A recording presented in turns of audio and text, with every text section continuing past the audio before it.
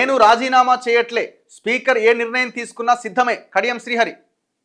ఒరి అమ్మ రాజీనామా చేయకపోతే ఆయన వేటు వేయాలిగా, మరి వేటు పడక తప్పదేమో నాకు తెలిసి. మరి పార్టీ ఇప్పుడు నేను రాజీనామా చెయ్యను అని చెబుతున్న కడియం శ్రీహరి, మీరు పార్టీ మారినరా మారలేదా అన్న దానికి సమాధానం చెప్పాలి కదా. కడియం శ్రీహరి గారు, మీరు పార్టీ మారినరా మారలేదా? ఫస్ట్ ఆ ప్రశ్నకి స్టేషన్ గన్పూర్ నియోజకవర్గ ప్రజలకు సమాధానం చెప్పండి. తాను ఎమ్మెల్యే పదవికి రాజీనామా చేయట్లేదని స్టేషన్ గన్పూర్ ఎమ్మెల్యే కడియం శ్రీహరి ప్రకటించారు. సోమవారం జనగామ జిల్లా స్టేషన్ గన్పూర్లోని ఓ ఫంక్షన్ హాల్లో నియోజకవర్గ విస్తృత స్థాయి సమావేశానికి కడియం ముఖ్య అతిథిగా హాజరై మాట్లాడారు. అనర్హత పిటిషన్ పైన అసెంబ్లీ స్పీకర్ ఏ నిర్ణయం తీసుకున్నా ఎదుర్కోవడానికి సిద్ధంగా ఉన్నాను. తన ఎన్నిక గురించి కార్యకర్తలు ఆలోచించాల్సిన అవసరం లేదని సూచించారు.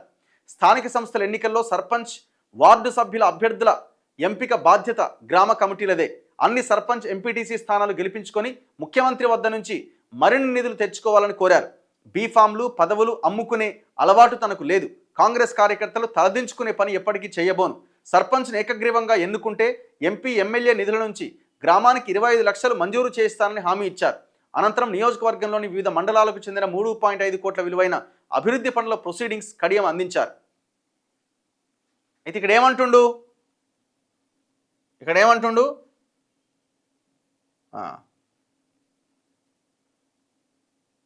కాంగ్రెస్ కార్యకర్తలు తలదించుకునే పని ఎప్పటికీ చేయబోను అంటే కాంగ్రెస్ పార్టీలో ఉన్నట్టే, అంటే పార్టీ మారినట్టే. వేటు పడాల్సిందే కదా. మరి నువ్వు వేటు పడేదాకా ఎందుకు ఆగుతున్నావు? రిజైన్ చేయి కదా. పార్టీ మారిన నువ్వే చెప్తున్నావు. రాజ్యాంగం ఏం చెప్తున్నది? పార్టీ మారిన వెంటనే రాజీనామా చేయాలి కదా.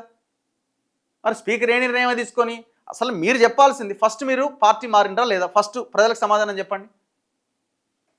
ఈ దాగుడు మూతలు ఎందుకు?